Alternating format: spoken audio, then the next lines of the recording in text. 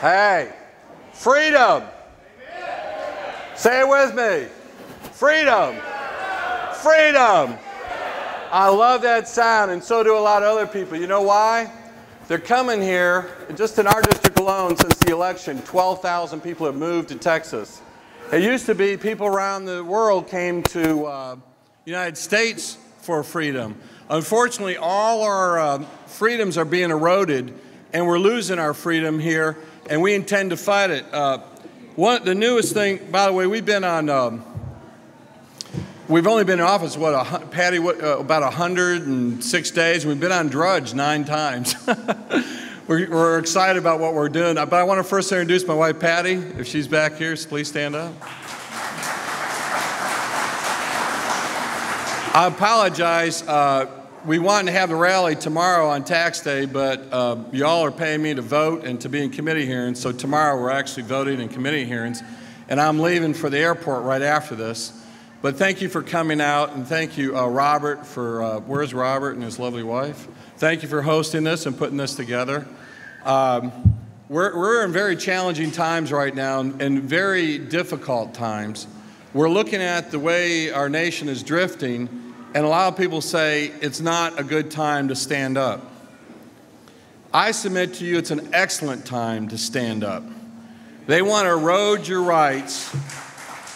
They want to erode your rights by making you feel bad, making you feel guilty, trying to shame you into submission. That's one reason why I saw the president putting together a lot of folks from Sandy Hook, and I thought to myself, how can we make sure that the other side's heard? So we first called the young man, as you know him, up in Sugar Land, who used an AR-15 to defend himself.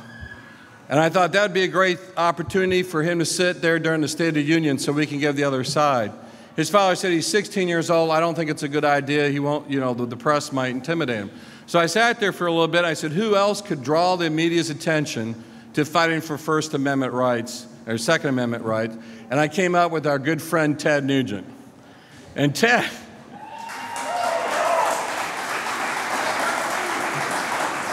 I said, Ted, please don't yell out, you lied, because I know you're going to want to. So please behave. He goes, no problem. But he sat there. He was such a gracious guy, very humble. In fact, his son is kind of funny. His son has like short hair, a suit and a tie.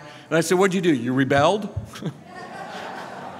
You know, and he sat there, I think it was from 2 o'clock to 1 o'clock in the morning, and was just graciously answering questions. And then he went to MSNBC, which we all wanted to do this. I can't use the profanity that he used. But he looked at the MSNBC report and says, what do you have, S for brains? You know, and started yelling at the reporter. And I thought, Ted, you don't know how long I've wanted to do that. And it was just a great opportunity to stand up. Now, many years ago, you guys applauded it. Jack Brooks, some of you who are younger don't remember who he was, but he was in the state government and federal government for 1/3 the time that Texas was a state. The district was 60%, I feel like Ted now with my guitar. It was 60% Democrat seat. I was told by a very popular political consultant, if you heard his name, you would know who he was, that we couldn't win. Brooks had 12 times the amount of money we had, Democrat district, and everybody told us we couldn't win. And many of you came up to, in fact, Robert was telling me he was putting signs together in our yards, and many of you helped us. We did it not because of who I was, but because of the concepts and the beliefs of a conservative philosophy. And people gathered up, and we had 2,200 people who distributed literature and did the impossible, not through big dollar ads, not through all kinds of traditional stuff, but because of grassroots. You folks are the grassroots. And when they tell you you can't do something, it's wrong. You see these big political consultants, what they want to do is they want you to raise money and then turn it over to the TV studios. It barely stays in your hands. We got a briefing, all of Congress got a briefing, the Republican side, by the consultants who ran Mitt Romney's campaign. This is honest God truth. Now, I don't know if I'm supposed to be sharing this with you, but it's like me and Connie Chung, just between us. Here's what they did. They went through the whole, they would spend a half hour describing what went wrong with the Mitt Romney campaign. At the end of it all, this is what they said. They said, we realized what Obama did. I'm not making this up. He said, we realized what Obama did. He organized his community. I raised my hand. I said, so you're telling me the community organizer organized his community and you spent $1 billion and just figured that out? Think about what they said. They spent $1 billion. Another consultant spent $300 million. And they lost the race because they organized the grassroots. That's how they lost Colorado. Now, I want you to understand something. Coming up, the response now to that presentation was the RNC said we're going to spend $10 million on grassroots. Nationwide, the Democrat Party just announced they're going to spend $12 million in Texas to turn it to a Democrat state. Texas is the ground zero now for the Obama campaign. And if you think this is a joke and can't happen to here, look at California. It's not a joke. California, well, that's where Ronald Reagan came from. That's where a lot of conservatives came from. Not anymore. It's a state of high tax, high regulation, and thankfully, the people that are making money there, they're being taxed and everything. Guess what the #1 state they're coming to? Texas. But if we lose Texas, we're going to lose, we'll never win another presidential election. We're going to lose our nation. But we can win because we've proven it already. But we have to be organized. And you guys are the best. And the thing that it bugs me about this national media is that they're saying, you know, women are too stupid to own a gun. They're too, you know, they don't know how to protect themselves. We need laws. Well, if you're from up north and you are a woman and you're too stupid, come down and see some of our Texas women who are intelligent and know how to defend themselves. They'll teach you how to use a gun. And I'll tell you something else about Texas. I'm so proud to be Texan because all the time everybody says, man, your economy's great. Your economy's great. I say, I marvel at, they look at Texas and can't figure it out. California's economy is going down, and yet they have the same resources. Don't let them tell you they don't have oil. The head of Exxon told me off the coast of California, there is $1 trillion, not a billion, $1 trillion worth of oil. And in fact, there's so much oil that it's seeping up on the beaches, and more oil is coming out on beaches and seeping out of there than all of the BP spill. So I offered Jerry Brown, the moonbeam governor of California, I wrote him a letter, this is a true story. I said, we have a company in Houston that's willing to clean up that mess for free. It's called Exxon. But I actually talked to the Exxon guy. He said he can sit a platform. This is how amazing our technology is. He can sit a platform right on the coast of California and drill 7 miles out. And what's really sad is Florida's banned drilling, as you know. And the Cubans now are going to be sitting there drilling into the Florida area and getting the Florida oil. And I don't think the Cubans are as sensitive to the environment as the Floridians would be. So there's a lot of strange policy going on. But I want to hearken back to what I said to you. This is now ground zero. They want to change Texas. Now we have two options. We can stand up and fight it, or we can be passive. I actually had someone tell me, and I'll list just some of the things we did because I forget them all. For instance, just recently on the gun bill, we blue-slipped it. That what happens is if the Senate is now allowed to put in taxes, or creating taxes, should come from the House. So I don't know if you're aware of this, but the Senate proposed that everybody that has a gun has to register it, and you pay the fee to do the background check. We said that's a tax. We also with Rand Paul, introduced a bill to cut executive orders. I'm the only congressman that has sued Obama over the NDAA.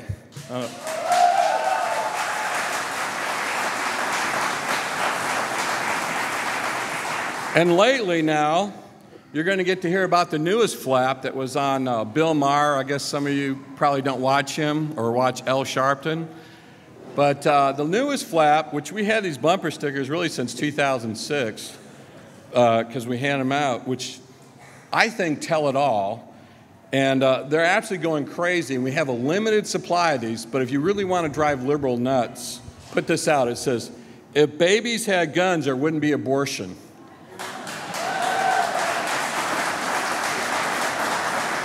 Now, our friends on the left are going, well, how are you going to get a gun in the womb? Now, remember, these same people are saying women are too dumb to have a gun. So we recommend you put this on your car, or you can put this other one, Defend Life. Or I heard, though, if you put it on there, you won't get a speeding ticket. That's a joke. But lastly, I want to say this to you. Your prayers and support are really important to me, because when we're doing all these things, which are pretty aggressive for a freshman, we also called, I voted against Boehner and called Boehner, if he does the gun bill, we're going to work to defeat Boehner for speaker. If he...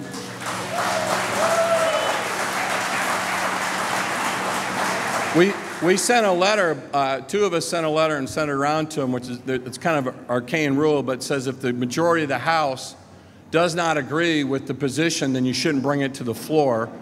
And they wrote a story in the Wall Street Journal, and the fact is that we're very aggressive, and I think we should be. But I had a congressman pull me aside. He said, why are you being so aggressive? Why are you acting like this? I'm like, are you crazy? Obama's destroying the nation, is burning it down, and you want me to sit there and be politically correct? You want me to sit around and do nothing? You're the crazy one. I'm not the crazy one. Fight for this nation. I can't understand. You're in a position of power. You're in a position of representing people. That's a great honor, and with that great honor comes the obligation to defend the Constitution. There are people overseas who are dying for the Constitution. You can't stand up and say, we're stealing the Constitution, we're going to be quiet. It's bizarre. I'm not the bizarre one. They always say, you're extreme, you're bizarre. No, stop having them intimidate you. Stand up for our Constitution. Fight for the Constitution. Don't back down. You know what I'm talking about. You know what I'm talking about. In the media, the Tea Party now is vilified, crucified. They don't even know what the acronym stands for. It's taxed enough already. And we're being trampled on as we're supposed to stand by and do nothing. I'm not going to be one of those people. I'm going to go down with the burning ship.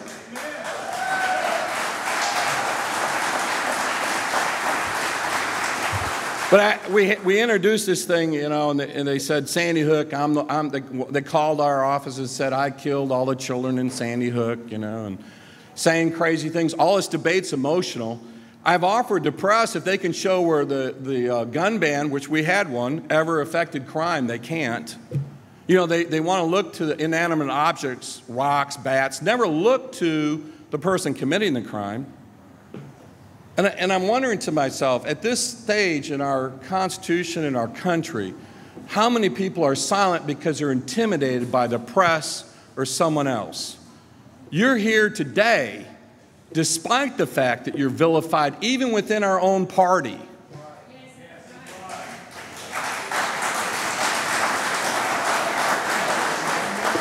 But I ask you this, you know, stand firm, because, by the way, one guy called me up and he said he wanted, we got a lot of threats.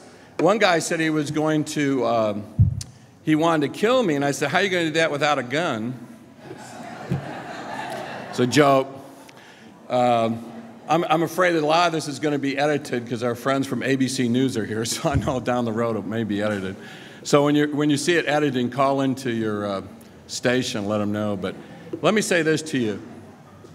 The fact is this. If you allow them to take your rights away by casually saying things that try to hurt your feelings or try to make you feel like you're less than valuable, then you're falling for what they want you to do. It's always the left, by the way, you notice, that interrupts speeches, and they call for free speech, but they're the first ones to interrupt a speech and disrupt a speech or picket. And yet we down here in the grassroots, the main thing is when you're being intimidated and vilified like that, remember, I won in 1994 because of the grassroots against all odds. And now we need to reinvigorate that. We need to reestablish that. And now this is ground zero. Obama's laid the marker down. He wants Texas.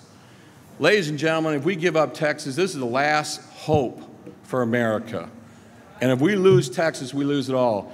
I'm proud to be a Texan, and I'm proud to be here, and I will fight for this country. God bless you all.